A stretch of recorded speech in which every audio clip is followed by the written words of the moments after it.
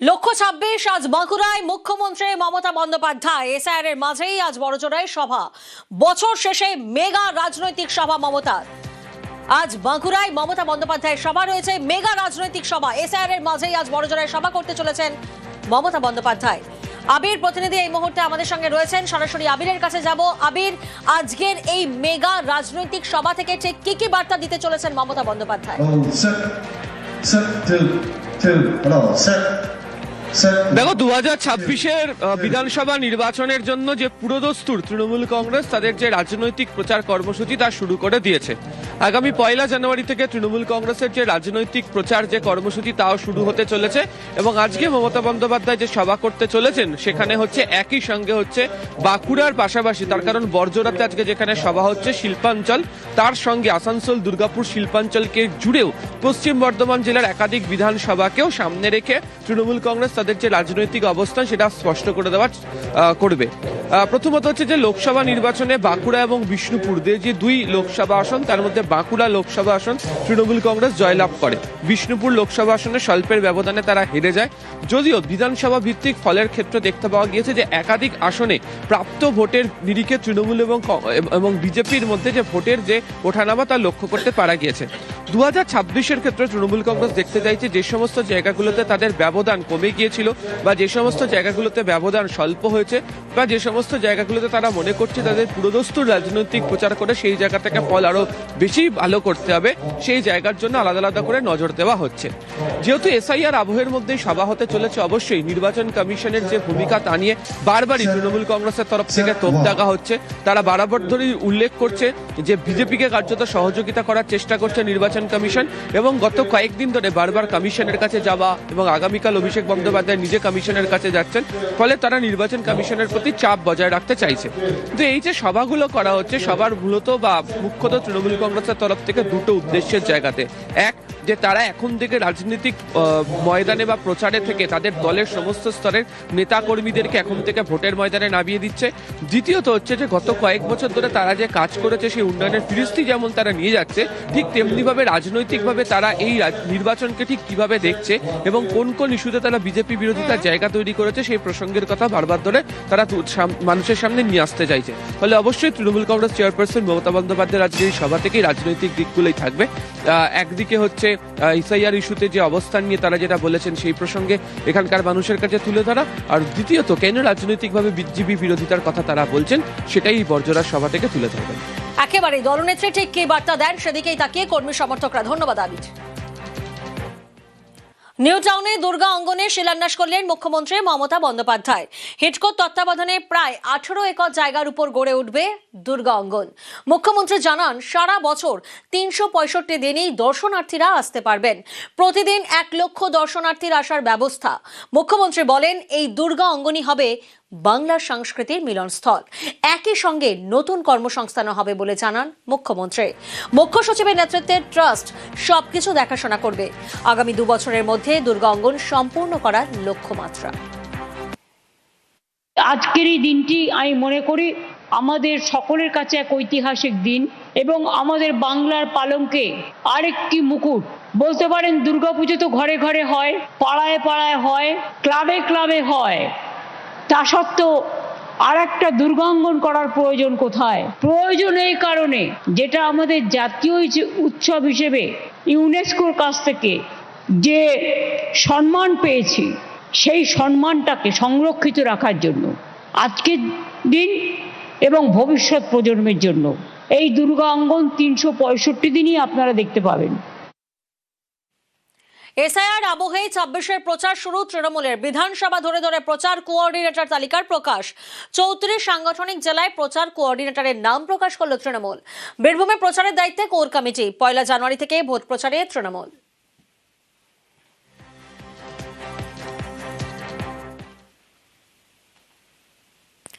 Target 26, ফের বঙ্গে অমিত শাহ। 3 দিনের সফরে রাজ্যে কেন্দ্রীয় স্বরাষ্ট্রমন্ত্রী। কলকাতায় কেন্দ্রীয় স্বরাষ্ট্রমন্ত্রী অমিত শাহ গতকালই আমরা জানি রাতে বঙ্গ বিজেপি নেতাদের সঙ্গে বৈঠক করেন তিনি। কলকাতায় কেন্দ্রীয় স্বরাষ্ট্রমন্ত্রী অমিত শাহ, পাখির চোখ 2026। প্রত্যেকটি রাজনৈতিক দল কোমর বেঁধে ময়দানে নেমেছেন। একদিকে যখন আজ বাঁকুড়ায় বর্জরায় মমতা বন্দ্যোপাধ্যায়ের সভা রয়েছে, তখন অন্যদিকে কলকাতায় অমিত শাহ। টার্গেট 26, ফের বঙ্গে অমিত শাহ 3 দিনের সফরে রাজ্যে কেন্দ্রীয় স্বরাষ্ট্রমন্ত্রী।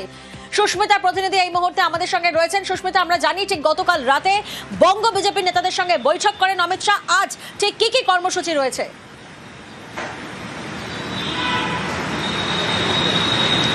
দেখো, অমিত শাহের 3 দিনের দীর্ঘ সফরসূচি এবং সেখানে কোনো প্রকাশ্য জনসভা না থাকলেও 3 দিন জুড়েই রয়েছে একাধিক সাংগঠনিক বৈঠক। আজও সল্টলেকের এক বেসরকারি 5 তারা হোটেল, সেখানে তিনি সাংবাদিক সম্মেলন করবেন এবং বেলা 12টা নাগাদ সেই সাংবাদিক সম্মেলনের কথা রয়েছে।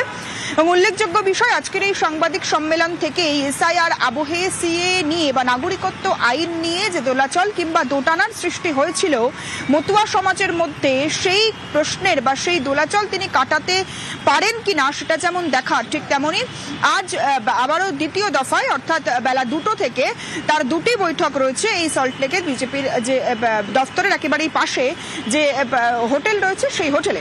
এবং সেখানে তিনি কোর কমিটির সঙ্গে আজও বৈঠক করবেন রাজ্য বিজেপির বর্ধিত রাজ্য কমিটির পদাধিকারীদের সঙ্গে। গতকালও তিনি কোর কমিটির সঙ্গে বৈঠক সেরেছেন, সোশ্যাল মিডিয়ার একাধিক প্রতিনিধির সঙ্গে কথা বলেছেন এবং অবশ্যই তিনি পথ বাতলে দিয়েছেন কিভাবে আগামী 26-এর নির্বাচনে বিজেপি লড়াই করবে। এবং বিজেপি নেতৃত্বকে, রাজ্য বিজেপি নেতৃত্ব মূলত গত 6 মাসে কি কাজ করেছে সে বিষয়ে তিনি স্পষ্ট করে ধারণা করে নিতে চেয়েছেন গতকালের রাতের বৈঠকে। বিষয়টা একেবারে স্পষ্ট। এবং আজকেও 2টি বৈঠক, কোর কমিটির বৈঠক এবং বর্ধিত রাজ্য কমিটির যারা পদাধিকারী রয়েছে তাদের সঙ্গে বৈঠকে মূলত অমিত শাহ কি উপায়ে আগামী 26-এর নির্বাচনে বঙ্গ বিজেপি জয়লাভ করতে পারে, এ রাজ্যের ভোট বৈতরণী পার করতে পারে, সে বিষয়ে উপায় বাতলে দেবেন বলেই বিজেপি সূত্রে খবর। এবং অবশ্যই এসআইআর আবহে অমিত শাহের এই সফর অত্যন্ত তাৎপর্যপূর্ণ। তার কারণ, যেভাবে সিএ বা নাগরিকত্ব আইন নিয়ে মতুয়াদের নাম এসআইআর এর যে তালিকা ইতিমধ্যে প্রকাশ পেয়েছে, খসড়া তালিকা, সেই তালিকা থেকে বাদ যাওয়ার সংখ্যা দেখা যাচ্ছে, তাতে মতুয়া ভোট বাদ গেলে যে আদতে বিজেপিরই ক্ষতি, বিজেপির ভোট বাক্সে তার ছাপ পড়বে, সেই বিষয়টি অন্তত রাজ্য বিজেপি নেতৃত্বের মুহূর্তে স্পষ্ট হয়ে গিয়েছে। সুতরাং সেই জায়গায় দাঁড়িয়ে অমিত শাহের মুখ থেকেই সাধারণ মানুষ তারা কোনো উপায় শুনতে চাইছেন, তারা কোনো পথ শুনতে চাইছেন, নাগরিকত্ব আইনে কবে তারা নাগরিকত্ব পাবেন সে বিষয়ে অমিত শাহ সুস্পষ্ট কোনো ধারণা দেন কিনা, সুস্পষ্ট কোনো তার মন্তব্য থাকে কিনা, সে বিষয়টি এই মুহূর্তে অবশ্যই লক্ষণীয়। তার পাশাপাশি রাজ্য বিজেপির সাংগঠনিক হাল হকিকত থেকে আরম্ভ করে রাজ্যের বর্তমান অবস্থা, রাজ্যের প্রশাসনের বিরুদ্ধে একাধিক অভিযোগ জানিয়েছেন গতকাল বিজেপি নেতৃত্ব অমিত শাহের কাছে, এমনটাও বিজেপি সূত্রে খবর। এবং রাজ্যে আইন শৃঙ্খলা পরিস্থিতি থেকে আরম্ভ করে বিজেপির সভা মিছিল থেকে বিভিন্ন জায়গায় যেভাবে পুলিশ বাধার মুখে পড়তে হয়। সামনে নির্বাচন নিয়ে আলোচনা হবে, কিন্তু সেগুলো তো বাইরে বলা যায় না। শুধু এটুকু বলতে পারি, যত নির্বাচনের সময় আসবে তৃণমূল কংগ্রেসের শ্বাসকষ্ট তৈরি হবে এবং ভোটের সময় দেখবেন তৃণমূল কংগ্রেসের পার্টিটা অক্সিজেন সিলিন্ডার নিয়ে ঘুরে বেড়াবে। আমি শুধু এটুকুই বলবো, এইবার পগার পার, তৃণমূলের পগার পার হবে। পশ্চিমবঙ্গ পরিবর্তনের জন্য সম্পূর্ণরূপে প্রস্তুত, এক স্যান্ডেলে পোস্ট করেছেন কেন্দ্রীয় স্বরাষ্ট্রমন্ত্রী অমিত শাহ। বিমানবন্দরে কর্মী সমর্থকদের ভালোবাসায় তিনি অভিভূত। পশ্চিমবঙ্গে বিজেপির ফের বৈঠক, আসন্ন বিধানসভা নির্বাচনে অর্থাৎ পরিবর্তনের জন্য প্রস্তুত পশ্চিমবঙ্গ। কেন্দ্রীয় স্বরাষ্ট্রমন্ত্রী তিনি বঙ্গ সফরে এসেন, এক স্যান্ডেলে পোস্ট করেছেন।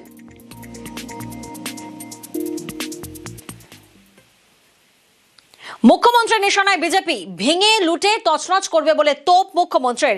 নাম না করে বিজেপিকে আক্রমণ মমতার। সর্বধর্ম সমন্বয়ের বার্তা মুখ্যমন্ত্রীর।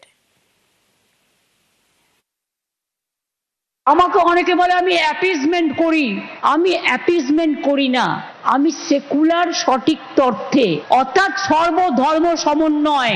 রামকৃষ্ণ পরমহংসদেবের মাটির মানুষ আমরা, স্বামীজির মাটির মানুষ আমরা, সব ধর্মকে ভালোবেসে। এমন কোন ধর্ম আমায় দেখাতে পারবেন না যার প্রোগ্রামে আমি যাই না। যখন আমি গুরুদ্বারায় যাই আমায় মাথা ঢেকে যেতে হয়। কই তখন তো তোমরা আমাকে কিছু বলো না, তাহলে আমি রোজায় গেলে তোমাদের আপত্তি কেন? আমি চাদরটা গায়ে দিয়ে এসছি কেন জানেন? কারণ মা দুর্গার শিলান্যাস হচ্ছে।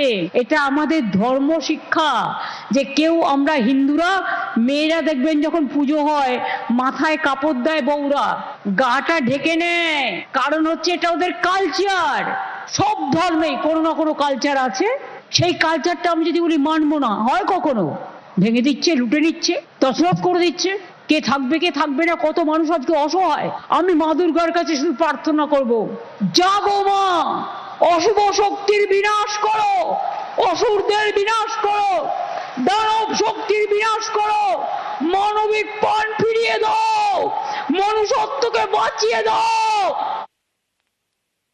নদিয়ার শান্তিপুরে তৈরি করা হবে রাম মন্দির, দাবি শ্রী কৃত্তিবাস রাম মন্দির ট্রাস্টের। আর এই নিয়ে শান্তিপুরের নানা জায়গায় পড়েছে ব্যানার, পোস্টার, রাজনৈতিক চর্চাও তুঙ্গে।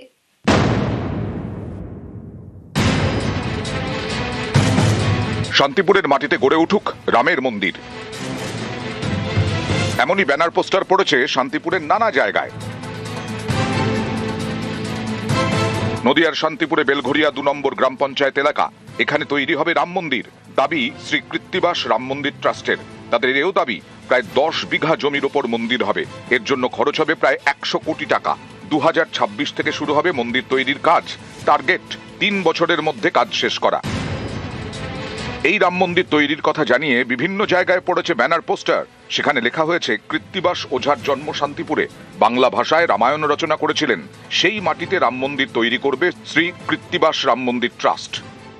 রাম মন্দির হচ্ছে চাপাতলা, যেটা আমার নিজস্ব জায়গা আছে, যেটা ট্রাস্টকে দান করা হয়েছে, ওইখানে হচ্ছে। জায়গা এখানে আছে প্রায় 10 বিঘার মতো। যেটা ছবিতে দেখা যাচ্ছে সেরকম ধরনের ওই রকমই হবে সেটা। 2026-এ শুরু হবে, 28-29-এ কমপ্লিট হয়ে যাবে। মন্দির হচ্ছে মহাকবি কৃত্তিবাসের বিগ্রহ হবে, রামের বিগ্রহ হবে।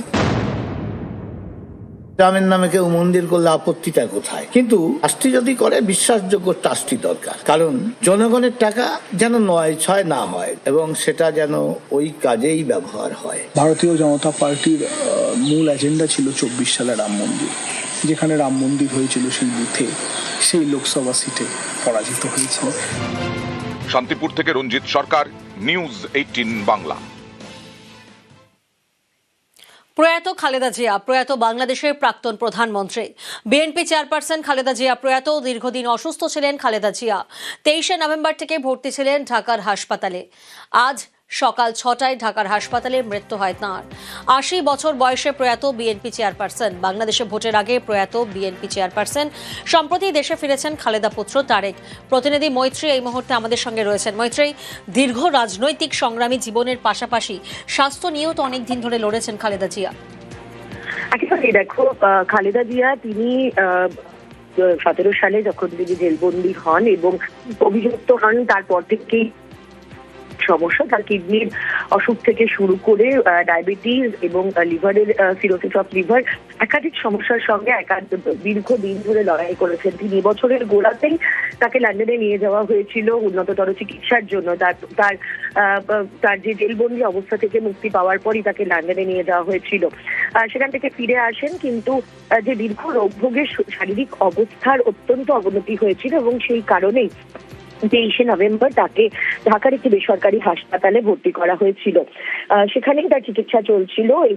ফুসফুসের সংক্রমণ সব থেকে বেশি ভোগাচ্ছিল এবং একই সঙ্গে শরীরের অন্যান্য যে অঙ্গ প্রত্যঙ্গগুলো আছে সেগুলো এক এক করে হতে শুরু করে দিয়েছিল।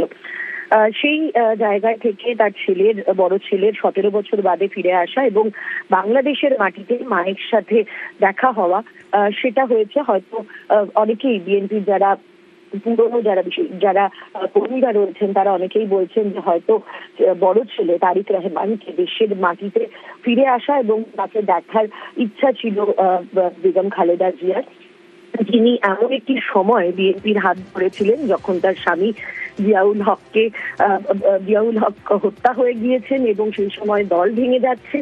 সেই পরিস্থিতিতে দাঁড়িয়ে তিনি রাজনীতিতে যোগ দেন এবং খুব তাৎপর্যপূর্ণভাবে অবিভক্ত বাংলায় কিন্তু জন্ম হয়েছিল খালেদা জিয়ার। তার জলপাইগুড়ির জন্ম তার, এবং তারপর দেশ যখন ভাগ হয় তখন তারা দিনাজপুরে চলে যান।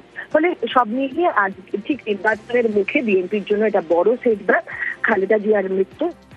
একেবারে ধন্যবাদ মৈত্রী।